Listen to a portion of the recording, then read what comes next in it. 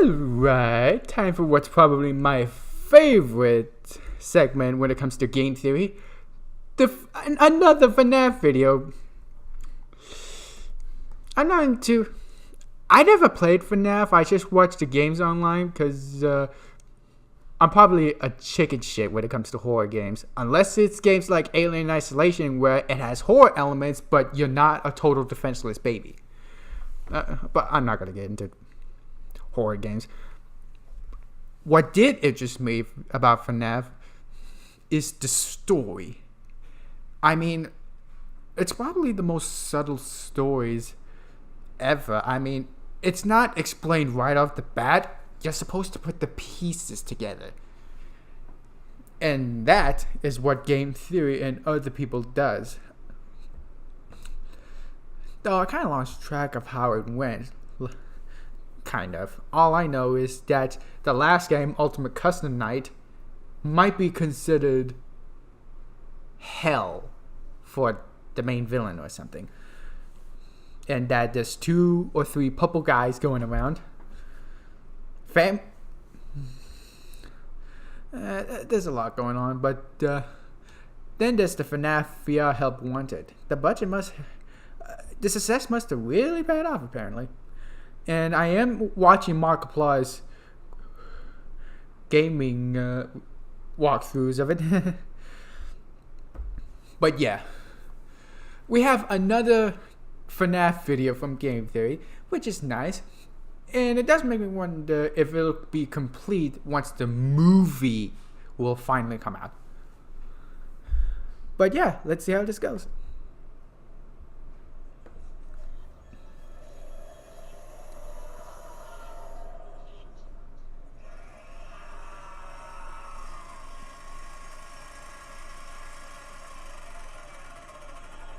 I just heard screaming. It's back. Yes, it is. Hello, Internet. Welcome to Game Theory, the show that clearly doesn't understand the meaning of the word final. It's finally over. That is the end. Last FNAF lore theory FNAF is at its end. The end. Final FNAF theory. But can you really blame me? These games have confirmed endings in FNAFs 3, 4, 6, and Ultimate Custom Night. It's like Doctor Strange saw 14 million different endings and Scott Cawthon was like, I'll take them all! Beginning to think FNAF World's inclusion of FNAF 57 Freddy in Space was less of a joke and more of a preview of coming attractions. So anyway, it's back. Call it whatever you like. FNAF 7, FNAF VR, Help Wanted, MatPat Insanity Simulator. But after a year of detoxing, Five Nights at Freddy's is back with a new official game in the series, and it, more so than any other installment, feels like an inflection point. A game that is simultaneously looking back to pay tribute to where these games began, as well as a game that's looking forward to lay the groundwork for where this franchise is headed. This isn't just some quick VR cash grab for the series, this is a pivotal game in the canon that closes the book of old lore and also launches us into FNAF the next generation. It seems to answer some old mysteries from the previous games, all while opening up the themes and tone for what's to come. And there is a lot to unpack here. This is, without question, the meatiest game in the FNAF library, which is impressive because it's still a VR title. So, let's not waste any time and get started with the basics. Now, in case you don't have a VR headset, I've actually played through the entire game on GT Live, so you can check out all the highlights. No! Are you kidding me? Are you kidding me? Did we do it? And lowlights of my playthrough over there. Hello, boys and girls. I'm here to give you your happiest day ever. Come with me, wayward souls.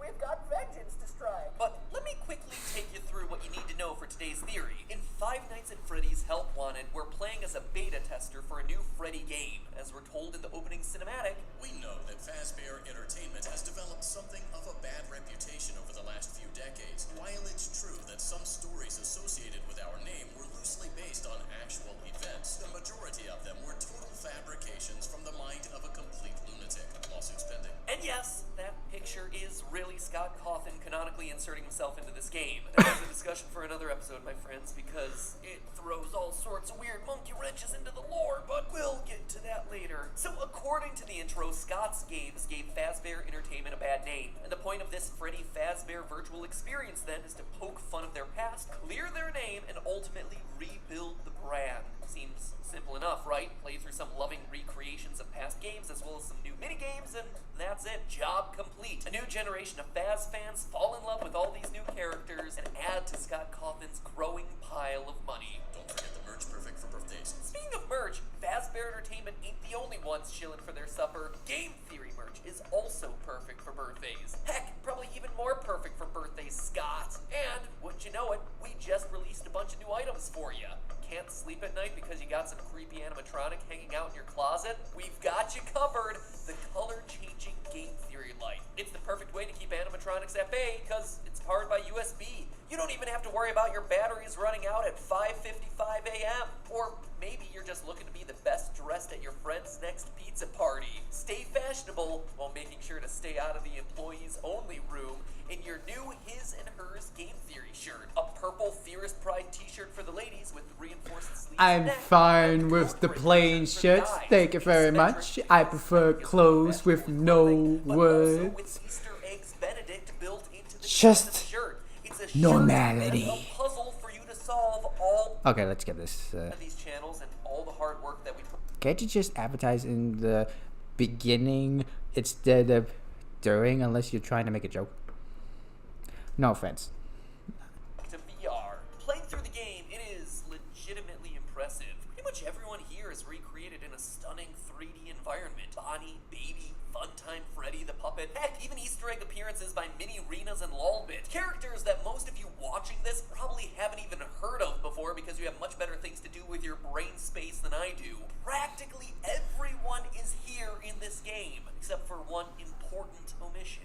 Golden Freddy. I mean, Ballora isn't around either, but you know, I said important. But that seems weird, right? I mean, this is a game that drops you into perfect recreations of the first 3 installments of the series. You don't just forget about one of the most important characters to the lore of these games. Well, that's because it isn't some careless oversight. Golden Freddy isn't here for a reason. It's our first clue that this game isn't just a joke and is a canonical entry. Specifically, it tells us where it falls in line with everything else that we've played through. Golden Freddy isn't here because she's busy hanging out in HE double Chica arms with William Afton. Think back to the end of Ultimate Custom Night and our previous theories. By tracking the voice lines used throughout the game over screens, we were able to piece together that we're playing as William Afton in that game, child killer extraordinaire, and that the whole game was him trapped in heck to atone for his sins. And the thing that was keeping him there was the one he should not have killed, a girl named Cassidy, the spirit who had an axe to grind, possessing the Golden Freddy suit.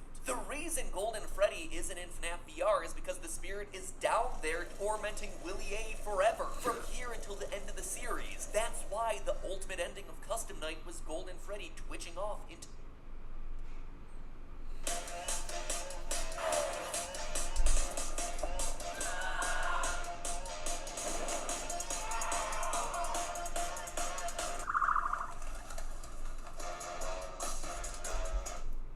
darkness. Cassidy never gives up her soul, no matter what Old Man Consequences said. Further cementing that Help Wanted is now at the end of the FNAF timeline is this miserable little creature right here, the Scrap Baby plush. Because why wouldn't you want to cuddle with something that rips in half and eats children alive? Let me remind everyone who doesn't have an encyclopedic index of all 60 plus animatronics that have graced the screen in this franchise that Scrap Baby is the homeless hobo version of the old baby after escaping sister location and who was voted out of the Ennard tribe sometime between FNAF 5 and 6. Her only on-screen appearance is in FNAF 6, so the fact that a reference to her exists in this game at all means that it must come after her expulsion from Ennard, sometime definitely after FNAF 5, but again, with Golden Freddy missing, it seems to secure it after everything's burned down and closed. So we have ourselves a company that's trying to rebuild its reputation after a series of tragic events. Seems pretty simple, right? Of course not. This is a FNAF game. You know that the story is never going to be that obvious. Hidden throughout the game are cassette tapes that, when collected, unleash a new monster into the hallways of this pizzeria, what the game's files refer to as Glitch Trap. A yellow bunny with purple eyes. Yellow bunny with purple eyes, you say? I think I might know where this is headed. As you collect more and more tapes, this glitch rabbit comes closer and closer, becoming more and more fully formed. Beat all the minigames, and you unlock the final challenge, Pizza Party. A nightmarish fever dream mission that you just played through. Waiting for you at the end of this horrific maze is the single scariest moment from the entire franchise. And I can't emphasize that enough. It is literally chilling. What you learn is that you, a 7-year-old, have been lured to the back room of Freddy's. And what awaits you is your pizza party, complete with your favorite flavor of cake, all your best animatronic friends, and then Glitch Trap calls you to follow him. The music fades, and suddenly you're on stage. You're holding Freddy's microphone. You are Freddy. You've been stuffed. You are now a missing child, watching as your killer dances gleefully to the song that you're being forced to stand up on stage and sing. This isn't just a spoopy jump scare of some goofy character. This is real horror. So it definitely seems like this new character, Pedo Hair over here, is William Afton. I mean, sure, the suit isn't as bulky as a Springlock suit, but he's got all the other qualifications down. Yellow bunny persona, check. Association with the color purple, check. Enjoys children's pizza parties, just a wee bit too much. Big old check again. Then again, to call this character William would be missing a huge chunk of this game's story. This isn't William. Like I said, he's trapped in eternal torment with Cassidy, listening to Barney the Hippo over here tell his life story. Rye bread was always fresh on Tuesday. They made sourdough bread on Monday and threw it out Wednesday. What was I saying? No, to understand who, or better put, what this thing actually is, we need to examine the tapes that summon Glitch Trap here in the first place. Scattered throughout the various minigames are 16 glitching cassettes left behind by a former game dev, Tape Girl, which, when put together, tell the story of a failing game company, a bit of malicious code, and some very stabby office supplies. We're also introduced to the story of another beta tester who was in our position before us, named Jeremy, making this the third time that the name Jeremy has appeared in these games, with the first being FNAF 2's Night Guard, and then again on the gravestones in FNAF 6. Coincidence? I think not. The first tape immediately makes it clear we're not picking these up in chronological order. There are more. They may not be in order. Which leaves us the task of shuffling them into some modicum of sense in order to put the story together of what really happened while this game, the game we're supposedly playing now in its final form, was in development. Going through the tapes, I've done the shuffling for you, and I think I've come up with the most cohesive narrative based on the evidence and what Tape Girl actually says. She begins by telling us that the game's then playtester Jeremy has been complaining to his manager Dale about nightmares. Except he's not explaining them like they're nightmares, he's talking about them like they're real. He wasn't talking about it like someone telling a friend about his dreams, though. He was pale. He doesn't even jump anymore. He just stands there like he's talking to someone. Pale? Doesn't react to scares? Talking to themselves? Sounds to me like he's going crazy. Either that or he's just a FNAF YouTuber. Hashtag relatable, am I right? The game he's working on is this one, Freddy Fazbear's Virtual Experience, which includes some code that was inherited from Fazbear Entertainment. Scanned off some old hard drives to save him time and money. It was just junk. Circuit boards and things like that. It seemed to take hold by itself. But then, he started appearing. At least that's what Jeremy said. Manager Dale doesn't seem to take Jeremy's warning seriously, however, and instead he starts documenting all of Jeremy's behavior in preparation to fire him. You can always tell when a company is getting ready to fire someone. The thing about it is that I don't think they were going to fire him because of anything he was doing wrong. They just knew he'd seen something. This confirms for us one major detail, that the scariest thing in the FNAF universe is crunch time. Working long hours until you're driven crazy and then fired at the end? Man, it's just like the real-life games industry. It's uncanny. These games just get more and more realistic. So Jeremy is going crazy and no one is listening. Flash forward to tape 6, where Tape Girl talks about coming in early one morning to see the supply room lit and Jeremy in the darkened testing room. It's a short tape, but it's an important one because it sets us up for tape number 9, when we learn that what she saw looked like a Halloween mask laying on the ground and a bunch of ink both on Jeremy and scattered around the floor. But that's not ink, and that's no mask. The ink is Jeremy's blood, and the mask is actually Jeremy's face, which he presumably sliced off his own body using the aptly named guillotine paper cutter. We know this to be true thanks to tape number 4, where we hear Tape Girl say that the cutter comes from the supply room and that Jeremy expressly knew where it was. I didn't even know we had one in the supply room. I was always afraid of losing a finger. That seems so silly now. Jeremy used to do design work. I guess that's how he knew it was there. And for as extreme as this sounds, we know that he sliced off his face due to all these seemingly minute details about how his face was obscured that morning. I went back and peered in the window. I couldn't see his face. He had the visor covering his head. Anyone else getting some bizarre Bite of 87 vibes from this story? No? Is it just me? Huh. So Jeremy eventually dies from his injuries. After Jeremy's death, things start getting even weirder, which is a relative statement considering that this is the FNAF franchise we're talking about. Tape Girl overhears a conversation about a lawsuit in the aftermath of Jeremy's death, which makes perfect sense given that he died a horrific death on the job. In response, the company starts taking some serious steps to cover their tracks, namely to sell off the game and destroy evidence that could incriminate him. In the meantime, Tape Girl takes over Jeremy's role as playtester, and all we can hope is that she really cleaned that VR headset before she put that thing back on. She has 3 days to playtest the game. Across her audio logs, we learn that in that time, she sees Glitch Trap for the first time and comes to learn that he's attached itself to her audio logs. She tries to delete them, but can't. So instead of deleting them, she fragments and disperses them into the 16 small pieces we've been collecting throughout our playthrough, warning us that they shouldn't be reunited at any cost. Hide all traces of these logs that I've created. I fear that finding them and reassembling them will also reassemble the very thing I've tried so desperately to destroy. Whoops! Probably shouldn't have hidden that info on tape 15 of 16. After that, though, she seems to backtrack on her story, saying that in fact the entity in the game can be killed, and that to do so we should reassemble the tapes. Odd, but okay, we've got them all anyway, so might as well see what we can do.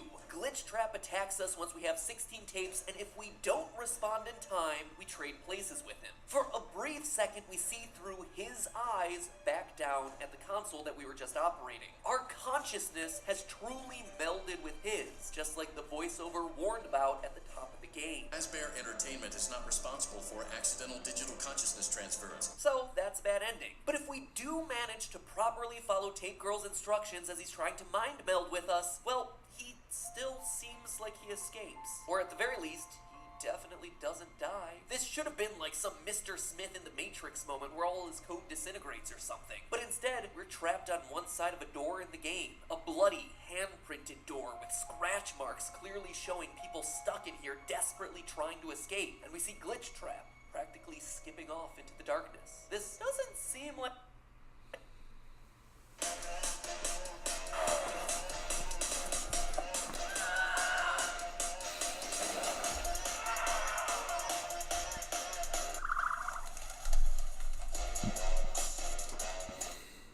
like the ending we should be getting for putting all the pieces of the tape together and following all the tape maker's instructions. That would basically mean that FNAF VR has 3 losing scenarios here. Getting stuffed at the end of the pizza party, transferring consciousness on the home screen, and getting locked behind the door if you choose to follow Tape Girl's instructions. That can't be right. Can it? Well, maybe it is.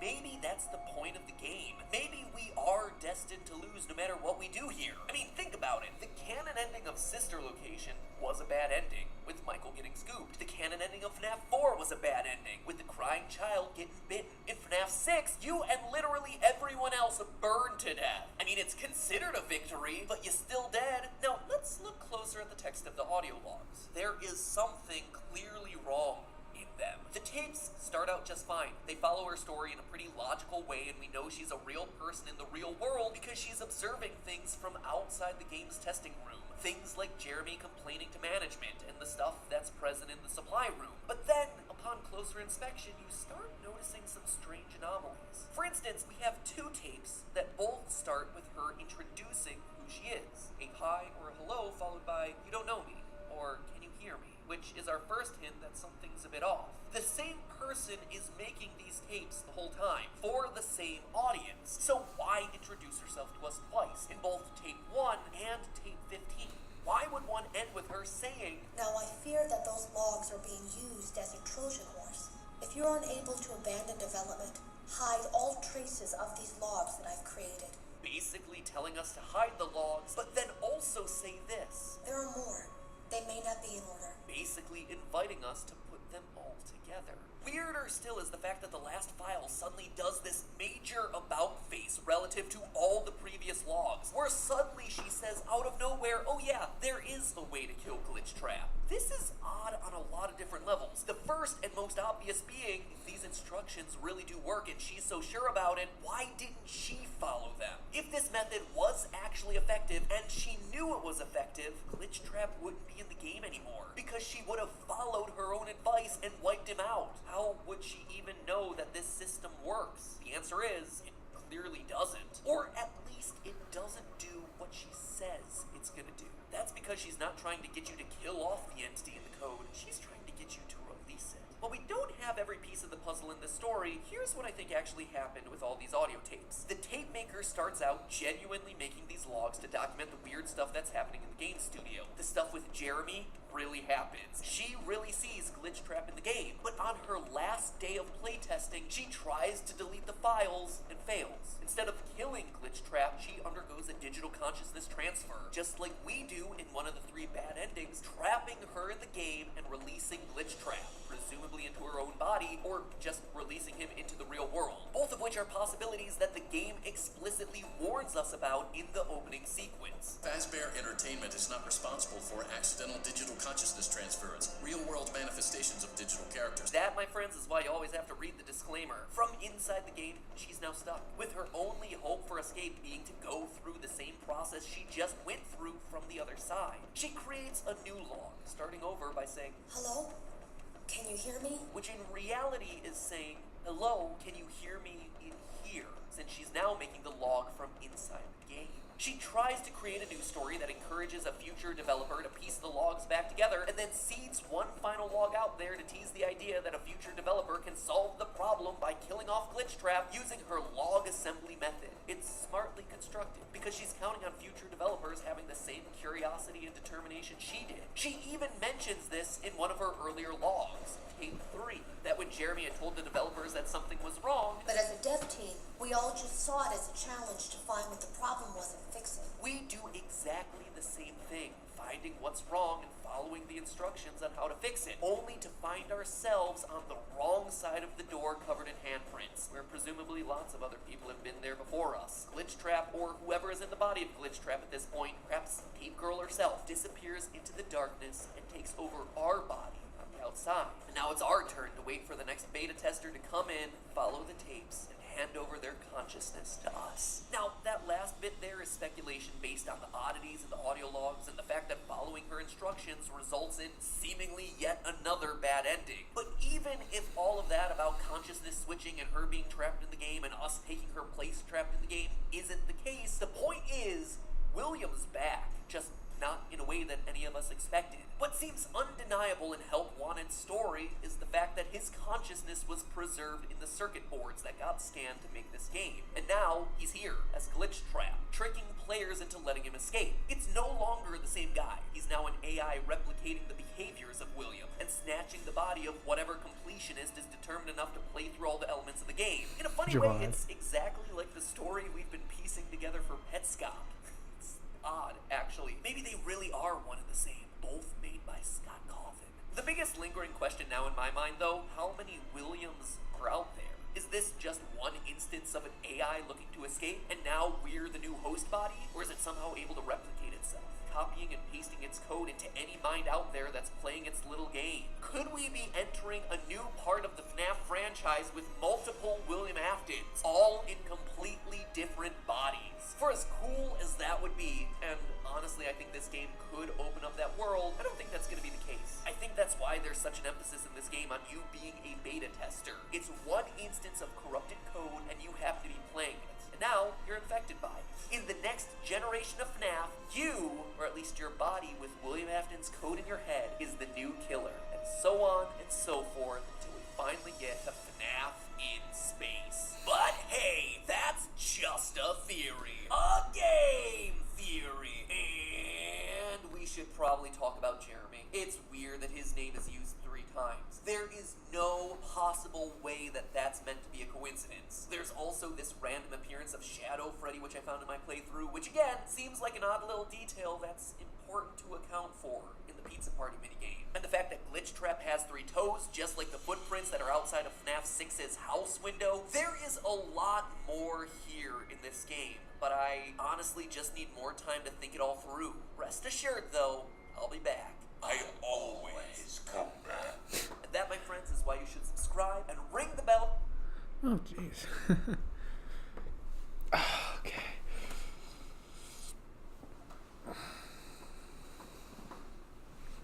So, one time about around a week ago, I think, I was looking up to see the endings of this VR game and to see how the story goes. Apparently, there are 3 endings, and the most true of all, from what I understand, is you being on one side of the door as Glitch Trap just peeks through in waves and fades back into the darkness, and then you come back to the real world where he basically becomes a plush, and it's unknown what happens.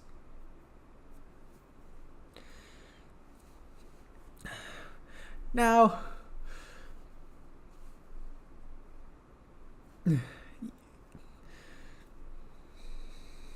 yes, I did remember that the Golden Freddy is basically the one that has a grudge against the killer. And the fact that he's in hell means she gets to get him to suffer for all eternity. And some guy is like, no, don't do that. That's our job. Just please rest in peace. But she's not having it, clearly.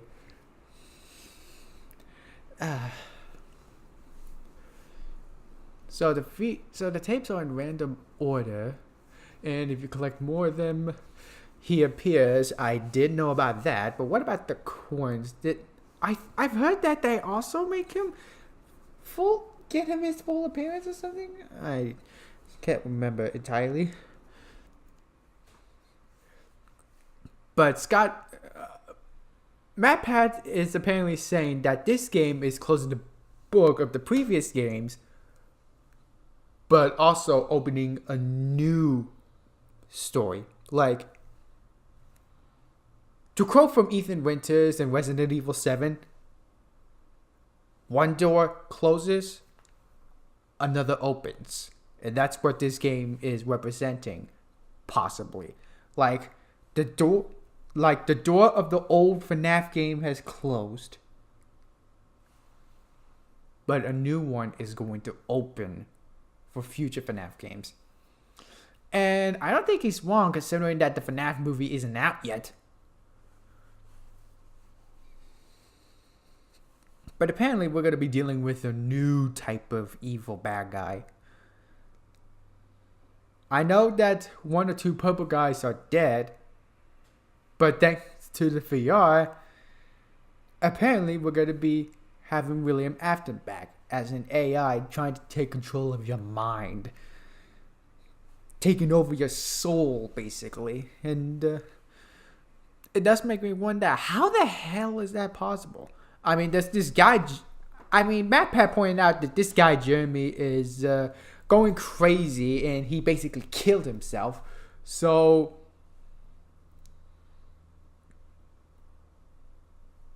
was he responsible for the AI, or was somebody else responsible for the AI? And Jeremy is basically the first victim.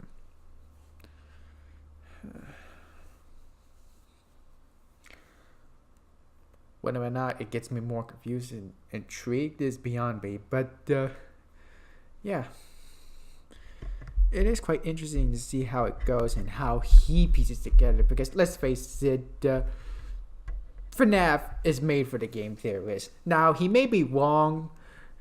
I mean, he's been wrong a few times, but he's a theorist. He tries to put it together as best as he could, and I'll give him credit.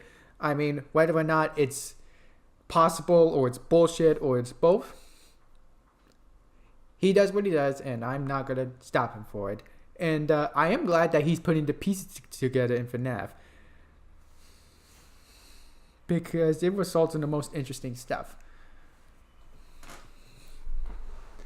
But until next time.